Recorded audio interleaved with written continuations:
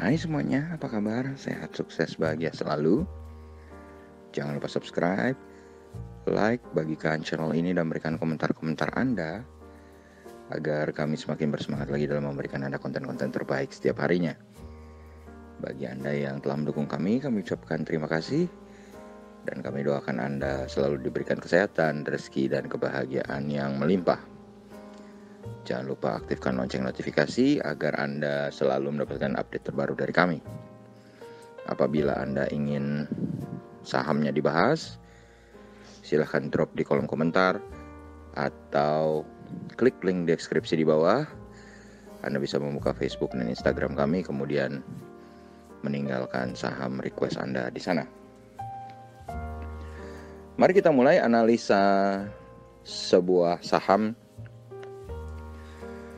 yang perusahaannya melantai di pasar modal Indonesia, ini Telkom Indonesia Persero Tbk, kode sahamnya TLKM, ya, di mana kita akan mencoba melihatnya baik dari sisi fundamentalnya maupun juga dari sisi teknikalnya. Dan analisa ini kami buat bukanlah sebuah ajakan untuk membeli ataupun menjual saham Telkom, dan ini hanyalah untuk memperkaya kasanah pengetahuan kita tentang sebuah emiten yang melantai di pasar modal.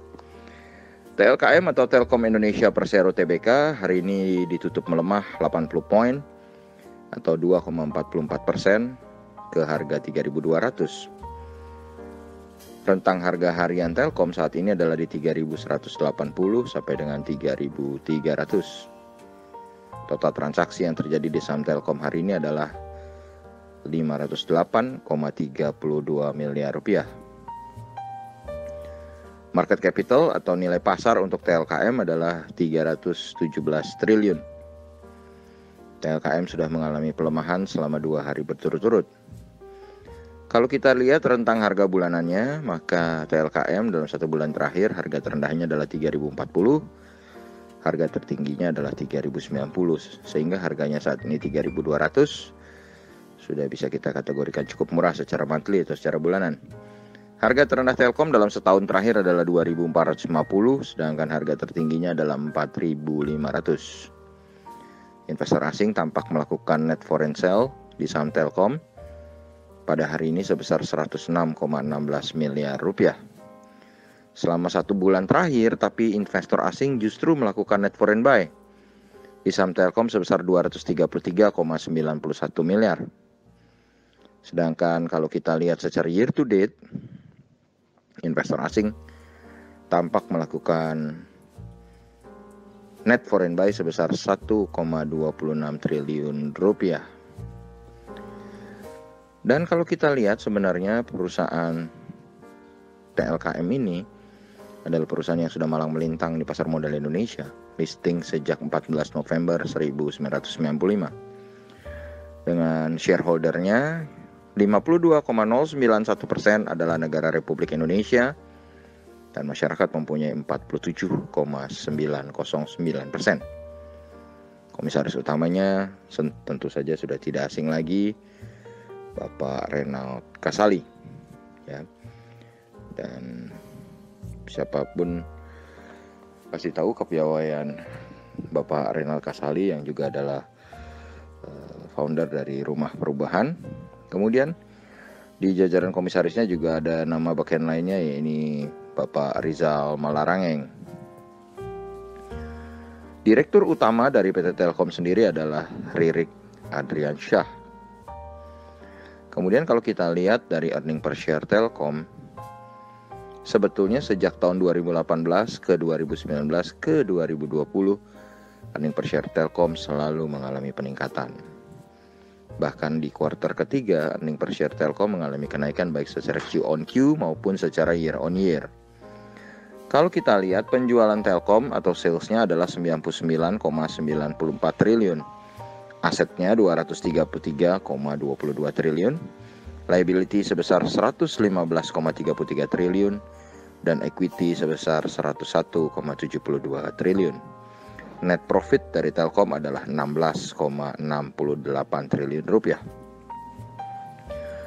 Dan kalau kita lihat book value dari Telkom, book value per share Telkom adalah 1027. Dan kalau kita lihat secara valuasi, secara price to book value ratio adalah 3,12 kali. Ini membuat Telkom secara price to book value memang sudah cukup mahal.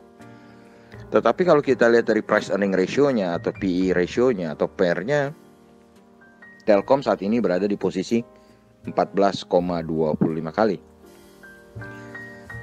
Jadi kalau secara PE ratio kami menganggap Telkom ini masih cukup relevan atau masih cukup sedang harganya ya. Kenapa? Karena kalau kita lihat profitabilitasnya atau profitability-nya, net profit margin dari TLKM adalah 16,69%. Dengan return on equity-nya adalah 21,87%. Jadi kalau kita lihat profitability TLKM ini memang sangat baik. Selain tadi kita katakan earning per share-nya tumbuh dengan baik sejak 2018 sampai 2020. Satu hal yang menghambat di saham TLKM ini adalah debt equity ratio-nya atau rasio utangnya yang 113,38%. Jadi rasio hutangnya di atas 100%. Ini adalah salah satu yang menjadi celah kekurangan dari TLKM. Kemudian kalau kita lihat dari segi dividen, TLKM adalah perusahaan yang rutin membagikan dividen dari tahun 2015 sampai saat ini. Dan kalau kita lihat tahun 2020 di kala COVID-19 pun mereka tetap membagikan dividen. Dan kalau kita lihat dari sisi teknikalnya sekarang, kalau kita lihat primary trendnya, saham TLKM sedang mengalami uptrend karena candle bergerak di area atas dari garis moving average 200. Bila kita melihat dari secondary trendnya, maka saham TLKM ini bergerak downtrend karena candle bergerak di area bawah dari garis moving average 20. Bila kita melihat dari volume perdagangan, hari ini terjadi kenaikan transaksi yang menandakan tren berlanjut.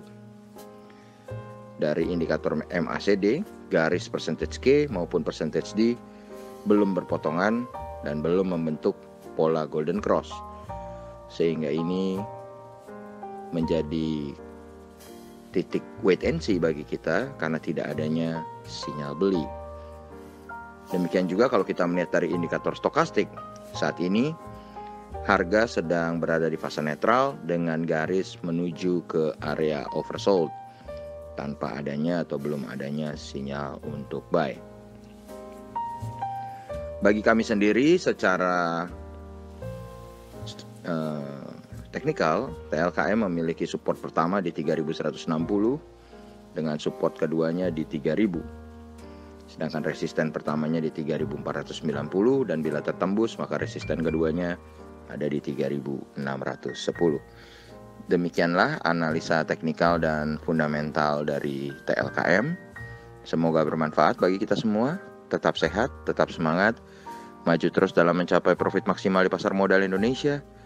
Dan jangan lupa untuk selalu berusaha berbahagia. Nantikan terus berbagai insight dan informasi menarik lainnya dari kami komunitas Saham Best. Sampai jumpa.